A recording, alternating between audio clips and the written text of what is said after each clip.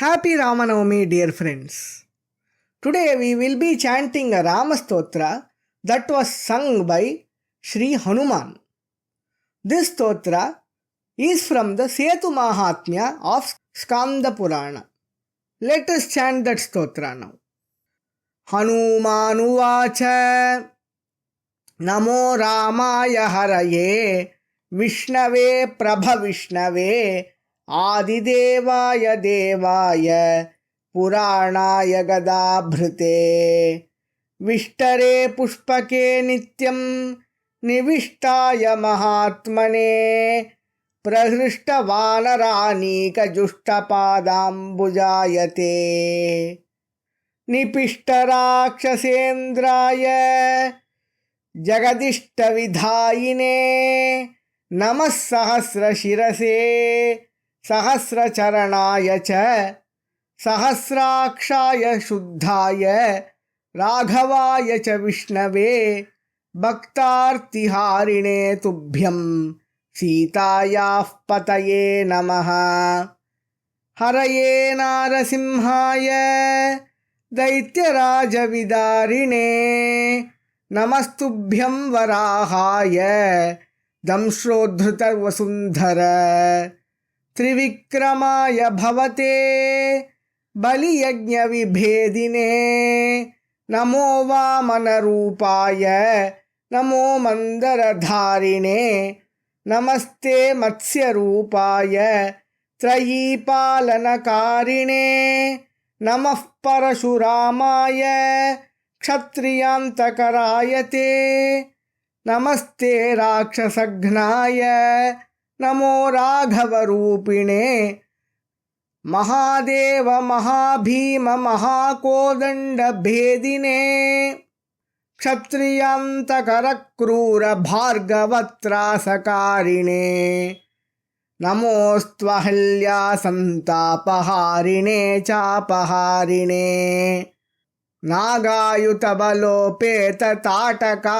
Dehaharine Shila Kathina Vistara Valivaksho Vibhedine Namo Maya Mrigonmathakarine Jnanaharine Dashasyandana Dukhabdi Shoshana Gastya Rupine Anekormi Samadhuta Samudramadaharine Maithili Manasambhoja Bhanave Lokasakshine Rajendraya Namastubhyam Janaki Pataye Hare Taraka Brahmane Tubhyam Namo Rajivalochana Ramaya Ramachandraya Varenyaya Sukhatmane Vishwamitra Priyayedam Namakkara Vidarine Prasida Deva Devesha Bhaktanam Abhayaprada Rakshamam Karuna Sindho Ramachandra Namostute Rakshamam Vedavachasam Apyagochara Raghava Pahimam Kripaya Rama Sharanam Twamupaimyaham Raghuvira Mahamoham Apakuru Mamadhuna Snane Chachamane Bhakto Jagrat Swapna Sushuptishu Sarvavasthasu Sarvatra Pahimam Raghunandana Mahimanam Tavastotum Kassamartho Jagatraye Tvameva Tvan Mahatvam Vai Janasi Raghunandana Iti Stutva Vayuputro Ramachandram Ghnanidhim Sitamapyabhitushtava Bhakti Yuktena Chetasa Janaki Tvam Namasyami Sarva Papa Pranashinim Daridrya Rana Samhartrim Bhaktanam Ishtadayinim Videha Rajatanayam Raghavanandakarinim Bhumer Duhitaram Vidyam Namami प्रकृतिं शिवां पौलस्त्यैश्वर्यसंहर्त्रीं भक्ताभीष्टां सरस्वतीं पतिव्रताधुरीणां त्वां नमामि जनकात्मजाम् अनुग्रहपरां वृद्धिम् अनघां हरिवल्लभाम् आत्मविद्यां त्रयीरूपाम् उमारूपां नमाम्यहम्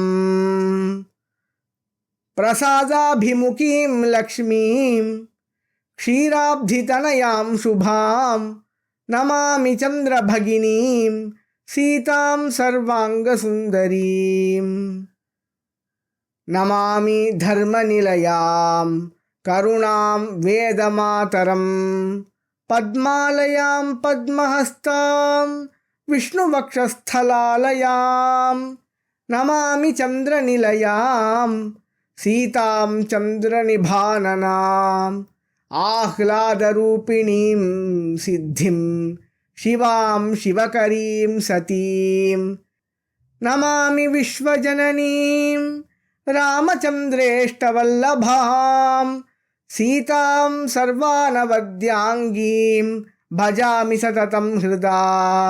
श्रीसूत उवाच स्तुत्वैवं हनुमान् सीता रामचन्द्रौ सभक्तिकम् आनन्दाश्रुपरिक्लिन्नस्तूष्णीमास्ते द्विजोत्तमाः यैदं वायुपुत्रेण कथितं पापनाशनं स्तोत्रं श्रीरामचन्द्रस्य सीतायाः पठतेऽन्वहम् स नरो महदैश्वर्यमश्नुते वाञ्छितं सदा अनेकक्षेत्रधान्यानि गाश्च धोग्ध्रीः पयस्विनीः आयुर्विद्याश्च पुत्रांश्च भार्यामपि मनोरमाम् एतत्स्तोत्रं सकृद्विप्राः पठन् आप्नोत्यसंशयः एतत्स्तोत्रस्य पाठेन नरकं नैव यास्यति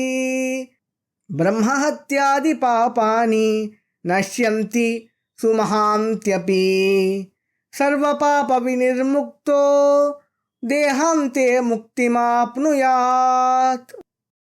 Now let us discuss the Palashruti of this stotra.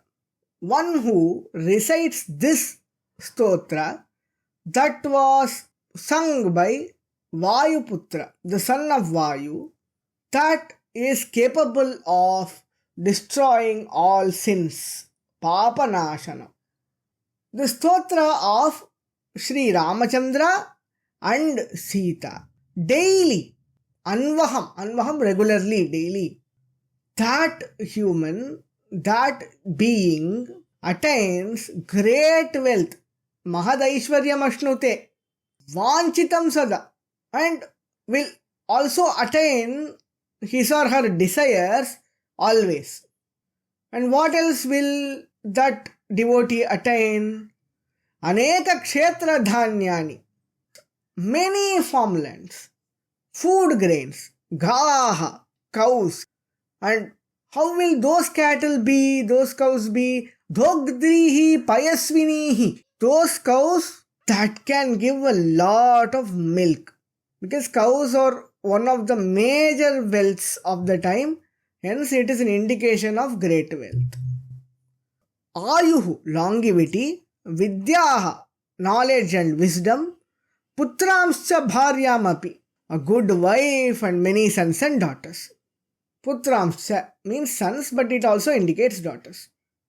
Etat stotram sakridvipraha patan apnoti asamshayaha.